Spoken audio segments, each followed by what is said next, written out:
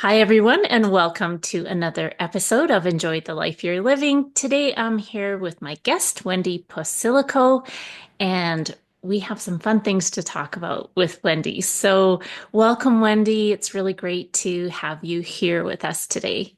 Thank you so much for having me. It's an honor. I'm so excited to get into our conversation and see where Y- it leads us. Yeah, me too. Me too.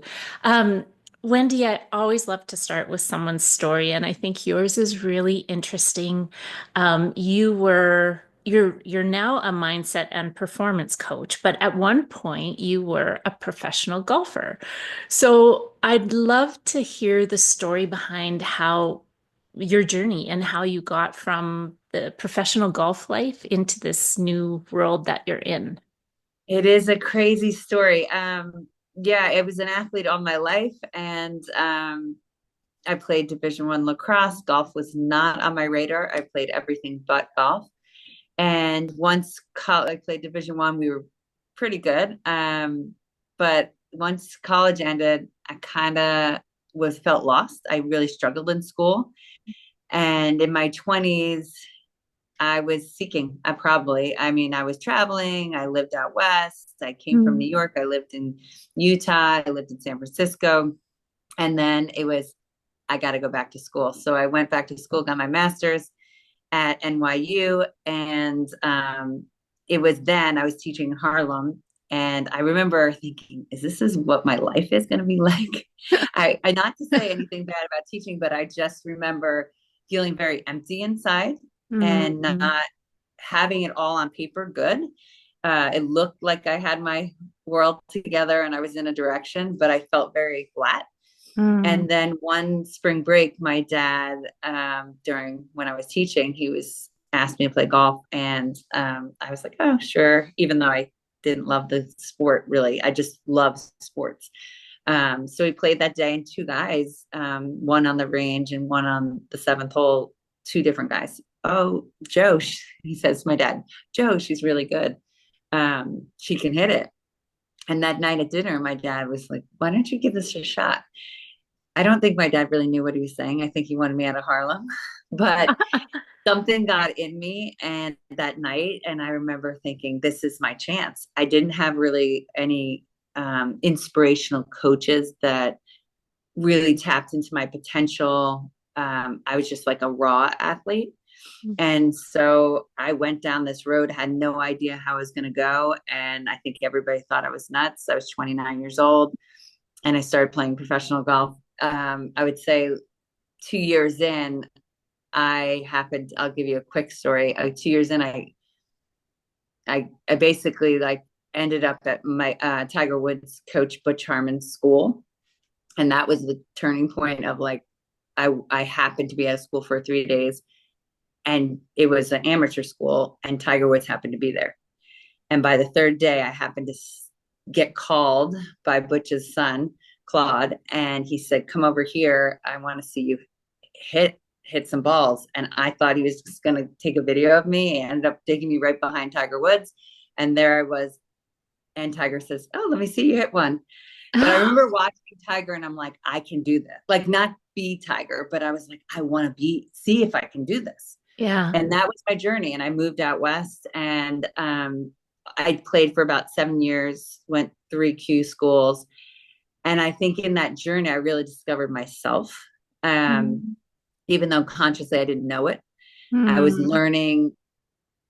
I learned probably halfway through that it's not about the technique or the physicality because I was always seeking that perfect swing. It's really about the mindset. Uh, Mm. Mm. and when I would say golf was about 7 years of pursuing, then I taught for 10. But I also had a child on my own at the age of 40, which is the same mindset. It's like you're doing something, you have no idea how to get there, and you have to take a step in a direction, and you don't even know how to do it.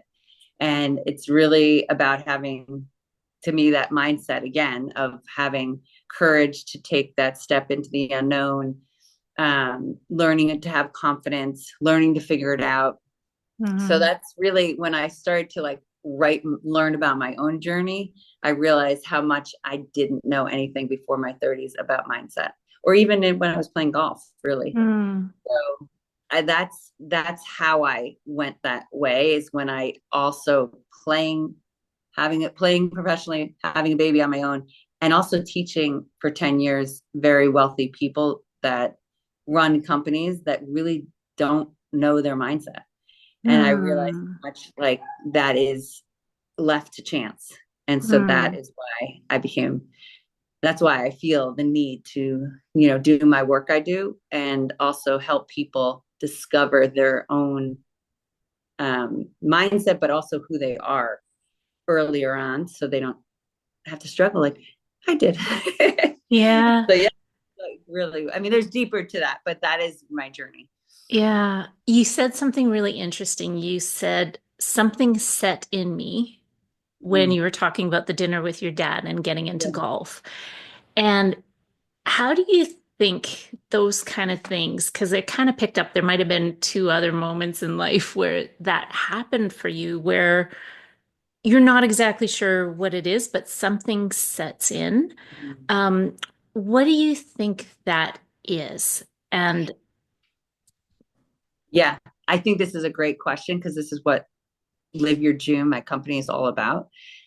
I believe we all have a unique gift. We're born with it.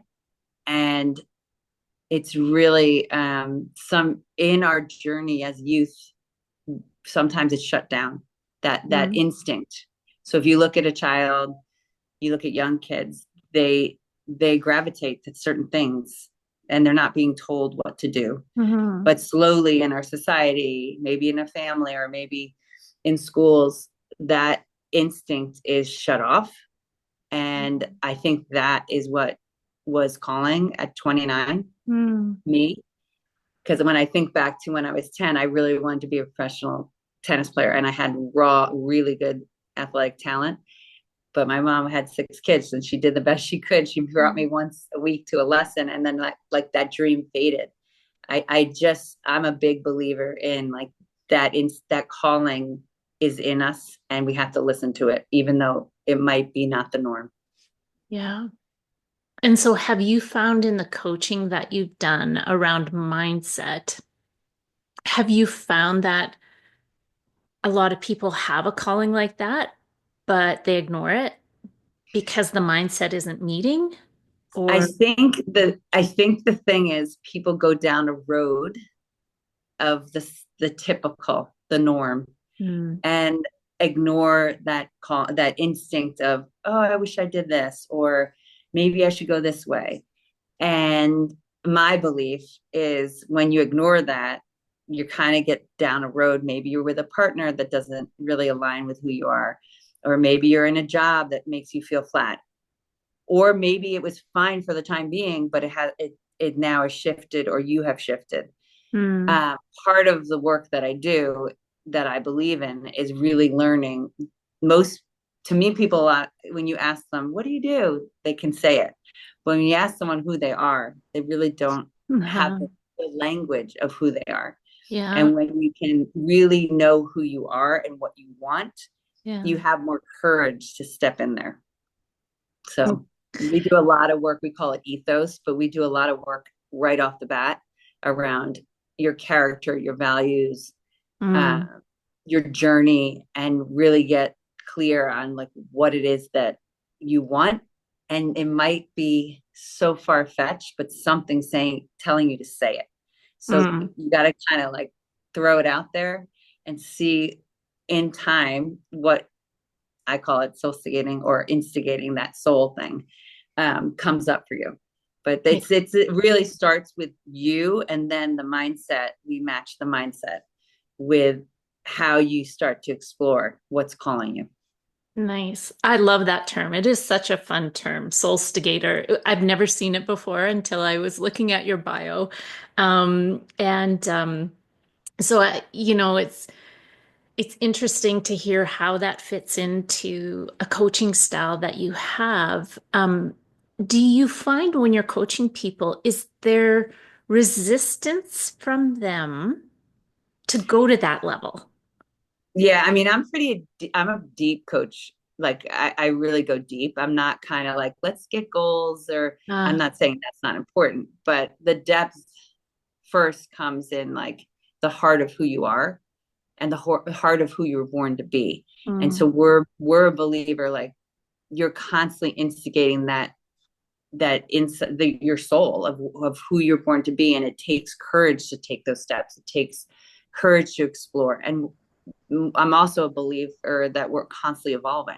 mm, So mm, if if you had a job and you had this job for 30 years, like it might be time to kind of see what's out there, not quit right away, but like kind of explore what's calling you inside of you. What have you put on the side that you wish you did? I have a lot of mm. clients that have come through working with me or through retreats. That this one woman, I'll just say a story. I mean, she's in her, I want to say she's got to be like late 50s. She's always loved photography, and her journey is hard. She has not had an easy journey, but she's a warrior and she's a fighter. And she put that aside for being a mom and all these things. Mm. And when she was in our retreat, we do this thing where we declare to the group, and we all get to hold space for each other. And she declared, like, in 5 years, I'm going to be in a gallery. Mm. She left in she left in May. That was when we had the retreat. In 3 months, she was in 5 galleries. And this is like not, but she also found out she has cancer. And Ah, so she is so, I think all that ignites you, like even fighting this cancer, this next mm, thing. It's like mm. she's so fueled in who she is. You know what I mean? So I think Yeah, there's no right or wrong, but we all have that thing that brings us alive. yeah, And sometimes we don't know what it is, but you need to explore. yeah, for sure. Well, talking about stuff that keeps us alive, you and I met over breath work and breathing. So we met at the Eudaimonia Summit, and started a conversation about breath work. And so I'd like to just move into that a little bit, and what you've learned in your journey, how that ties into, first of all, let's talk about it from an athletic perspective. Mm, so important. I mean, again, all my journey when I was playing golf, I wasn't conscious of the mindset really, or knowing myself. I mean, when I look back, I probably was doing it, but I didn't know it. But when I think when we talked, I'm just a believer in learning breath work, and sports is a way to really, it's a tangible way to see how the effect can be. And when I played, the one thing I worked with one of my two coaches, Lynn and Pia. They're from Vision 54. Um, Pre-routine was everything. And what we did was we did Mm. vision. Remember, I talked to you about heart math. We did a lot of Yes. heart math, but also that breath work. And it's amazing when you actually like can you do it as a practice, and all of a sudden you can get in a flow state. You could say in the zone. I could feel when I could get in the zone, and under pressure, to have that tool of breath Mm. to get my body in a state to perform was very powerful, because I was late to the games. I had a lot of nerves. I didn't have the Mm. confidence. So that was a way I could use breath. And I consciously know how important that was at the time. But breath Mm. to me, like, allowed me, before I could do the swing or make the putt, to get in the state to perform at the best. For sure. One of the conversations that I've had with several people is just around, well, I'm breathing. I breathe every day. Why do I need to do this? If you're working with people, even on their wellness journeys or from an athletic standpoint, what would you say to them about why we need to make this a conscious effort? Well, um, I always think I did a lot. I went on a retreat for I swam with dolphins, Mm. and like they don't have a choice. Like they have to get air. Um, there's so much unconscious breath work. Even with myself, like I have to check in with myself of how am I breathing to Hmm. affect my body, my nervous system. Hmm. Um, I just got off a call with one of my clients who is also an athlete. She's 25, tennis pro on the tour. We do breath work every time we are on the Hmm. call Hmm.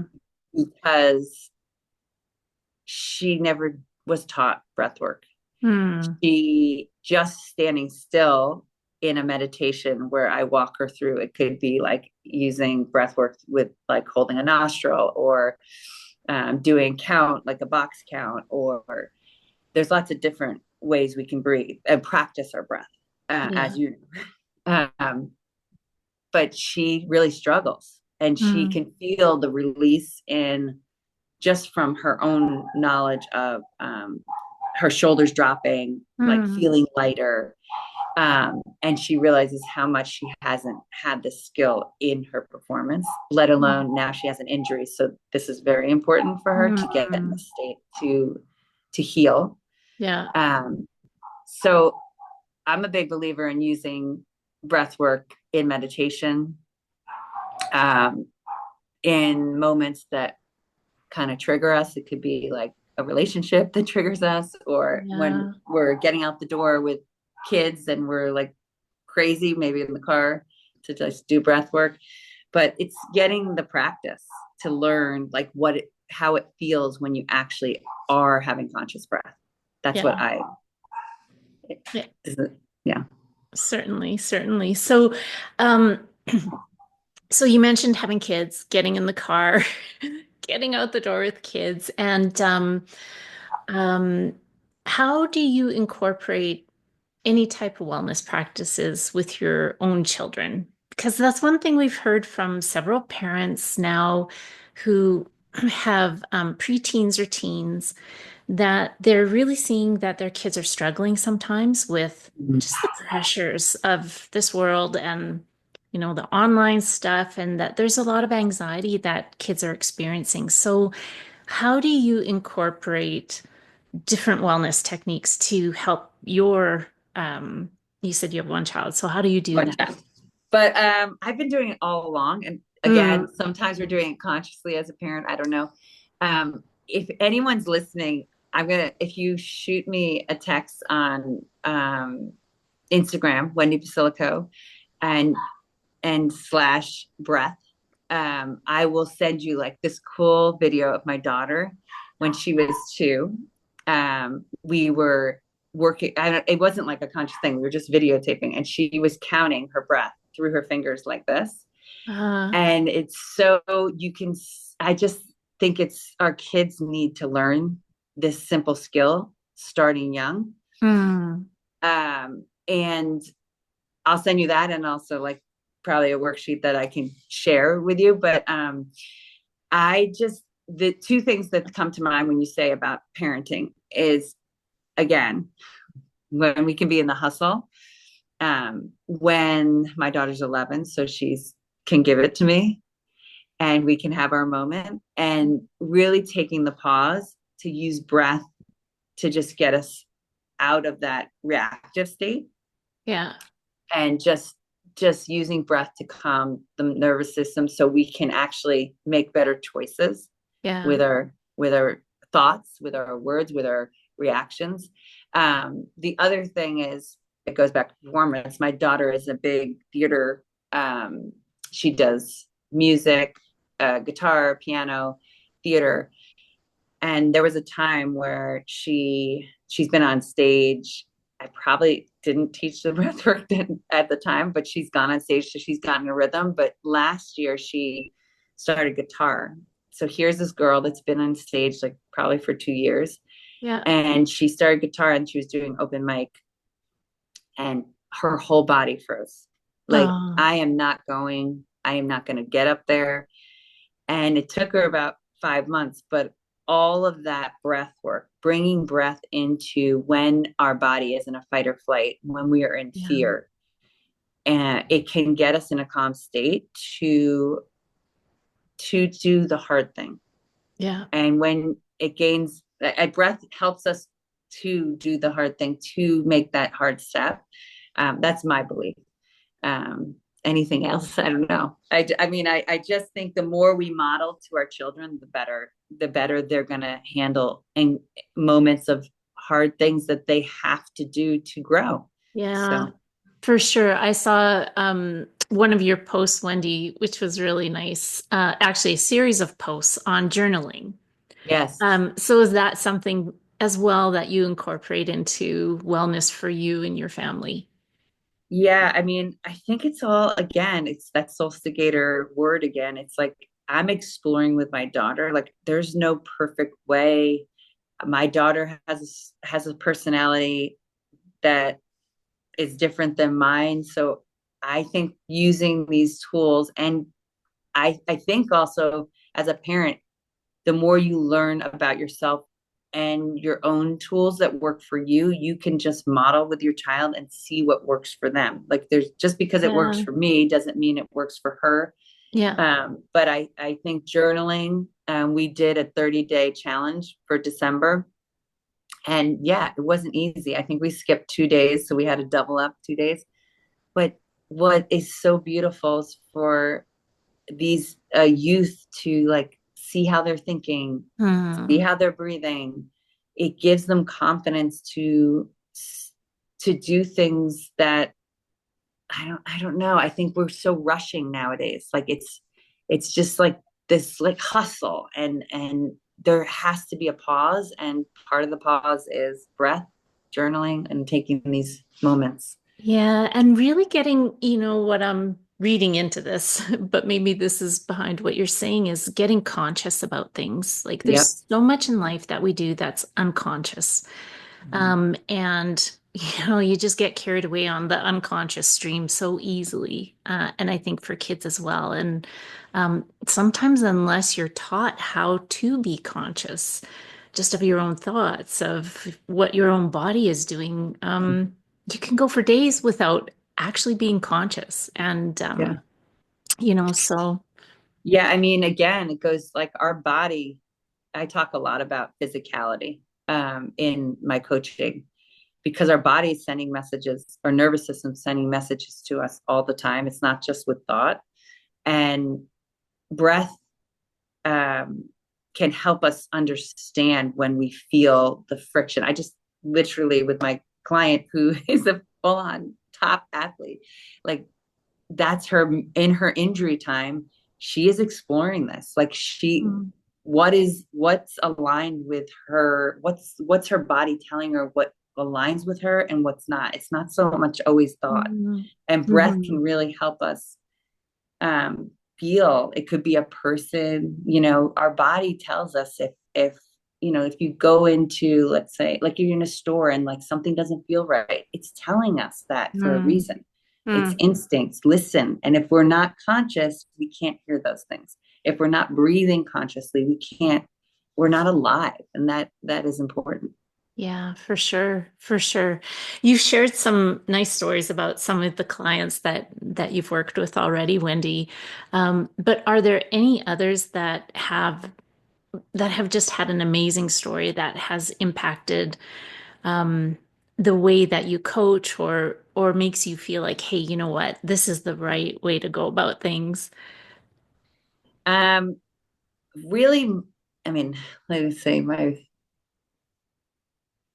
there's I do crazy things like take up a golf game at 29 or have a Right? baby on my own at Yeah. 40. And I also moved from New York, left. I'm one of six.